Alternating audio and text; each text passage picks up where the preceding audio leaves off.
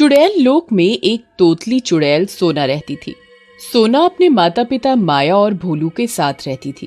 तोतली चुड़ैल बहुत अच्छी थी और वो सबकी मदद करती, परंतु उसके तोतले होने के कारण चुड़ैल लोक की सारी चुड़ैलें उसका मजाक उड़ाती थीं।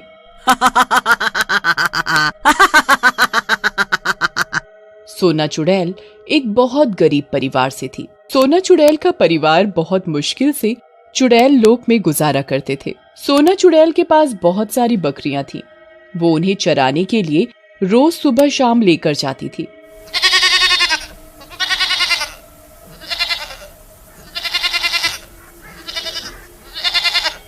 एक दिन सोना चुड़ैल शाम को अपनी बकरियों को चराने के लिए लेकर गई। चलो बकलियों, तुम सब अपना खाना खा लो, मैं थोड़ा इस पेड़ के नीचे बैठकर आराम कर लेती हूँ।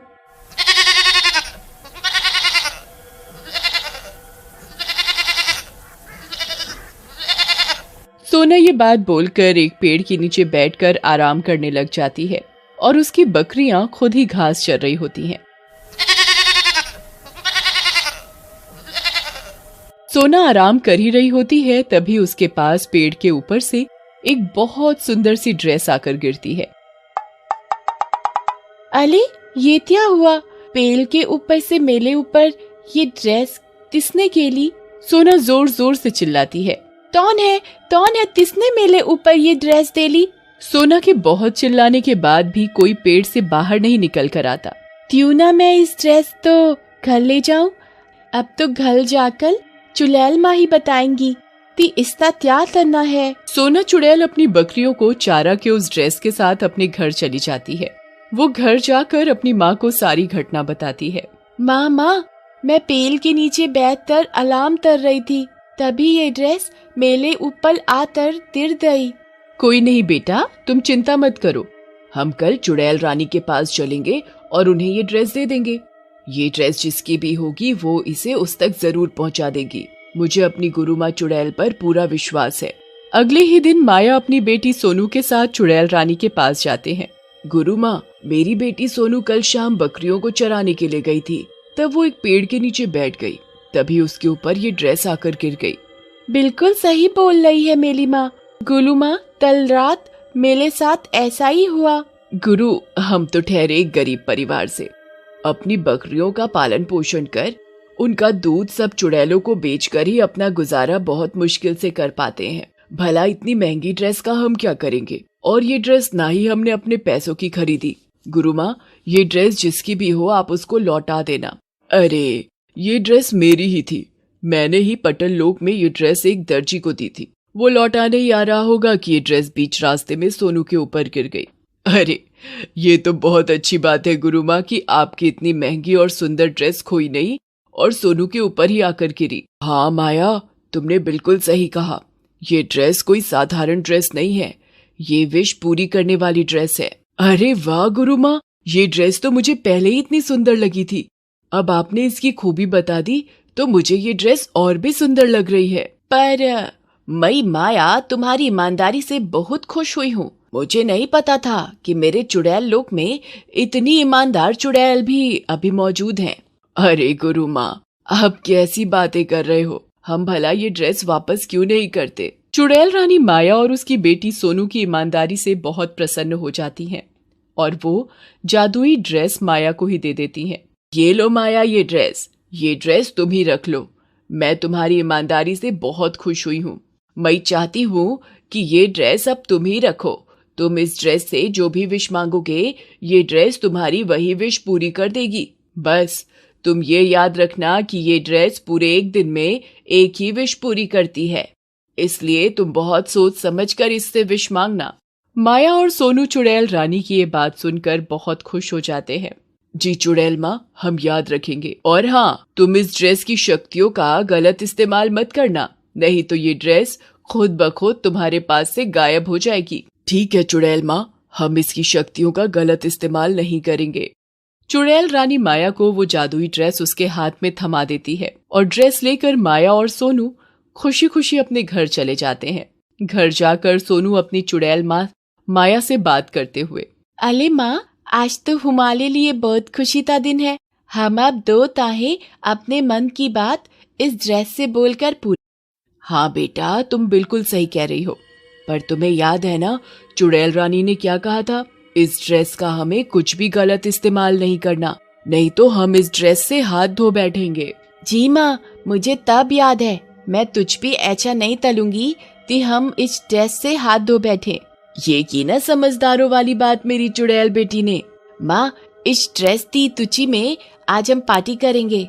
मैंने बहुत दिनों से अच्छा खाना नहीं खाया।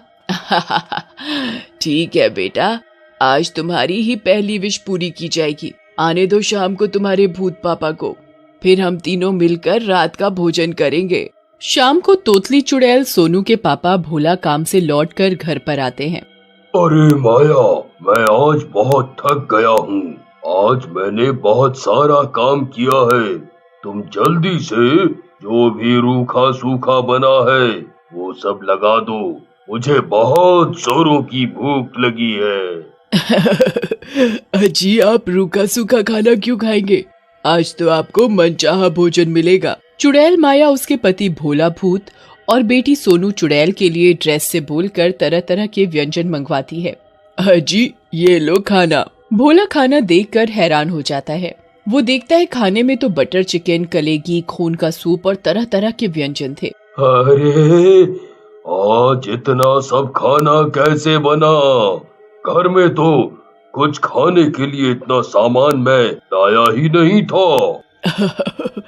अरे, हमारे ऊपर आज चुड़ैल रानी मेहरबान हो गई हैं। उन्होंने हमें एक जादुई ड्रेस दी है। उस ड्रेस से जो भी मांगोगे वो हमारी सारी विश पूरी कर देगी। बस हम उससे पूरे दिन में एक ही विश मांग सकते हैं। भोला भूत अपनी बीवी माया चुड़ैल की बात सुनकर बहुत खुश हो जाता है। अरे वाह, लगता है अब हमारे अच्छे दिन आ गए हैं। हमें अब ज्यादा परेशानियों का सामना नहीं करना पड़ेगा। ठीक कहा आपने। अच्छा, तो तुमने इसी खुशी में आज इतने सारे व्यंजन बनाए हैं? नहीं जी, हमने आज की विश इस ड्रेस से मांग ली कि हमें आज बढ़िया खाना खाना है। इस ड्रेस ने हमारे मन के हिसाब से सारे व्यंजन प्रकट कर दिए। भोला, माया और उसकी बेटी सोनू तीनों मिलकर उस रात बहुत अच्छा भोजन करते हैं। अगले दिन सोनू चुड़ैल लोक में अपनी दूसरी सहेलियों के साथ खेल रही होती है। सारी चुड़ैल मजाक मजाक में सोनू को मारने लगती हैं। अले, मुझे मत मारो। चुड़ैलों में सोनू की एक सहेली चुड़ैल आशी। क्या बोल रही हो सोनू? दोबारा बोल कर दिखाना। अले, मुझे मत मारो। सब चुड़ैल सोनू के तोतले होने का बहुत मजाक बनाती हैं और ये देख सोनू चुड़ैल बहुत जोरों से रोने लगती है और रोते रोते अपने घर आ जाती है। घर पर माया सोनू को रोता हुआ देख लेती है। अरे सोनू, तुम्हें क्या हुआ? तुम इतनी जोर से क्यों रो रही हो? सोनू अपनी माँ माया चुड़ैल को सारी बात बताती है। सब मेरे तोतले होने का मजाक उड़ाते हैं, मुझे मारते हैं।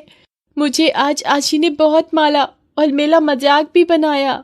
माया को सोनू की बात सुनकर बहुत गुस्सा आता है। तुम चिंता मत करो बेटा, आज मैं ड्रेस से यही विश मांगूंगी कि तुम्हारा तोतलापन तुमसे दूर हो जाए और तुम हमारी तरह साधारण तरीके से बोलना सीख जाओ। हाँ माँ, ये तो बहुत अच्छा आइडिया है। मैंने तो इतना थप सोचा ही नहीं। रात होने पर माया चुड़ैल रानी की दी हुई ड्रेस से सोनू के तोतलापन को दूर करने की विश मांगती है। ड्रेस माया की विश सुन लेती है और उसकी बेटी सोनू का तोतलापन उससे दूर कर देती है। सोनू अब माया की तरह ही एक साधारण बोली बोल रही थी। उसकी बोली में बिल्कुल भी तोतलापन नहीं था। ये देख माया और सोनू बहुत ही खुश होते हैं। माँ, मैं बहुत खुश हूँ। मेरी सारी चुड़ैल सहेलियाँ मुझे तोतली करके बहुत चिढ़ाती थी। अब मैं बिल्कुल उनकी तरह ही बोल रही हूँ। अब मुझे कोई नहीं चिढ़ा पाएगा। हाँ बेटा, अब तुम बिल्कुल हम सब साधारण चुड़ैलों जैसी बात कर रही हो। मैं भी बहुत खुश हूँ। माया अपनी बेटी सोनू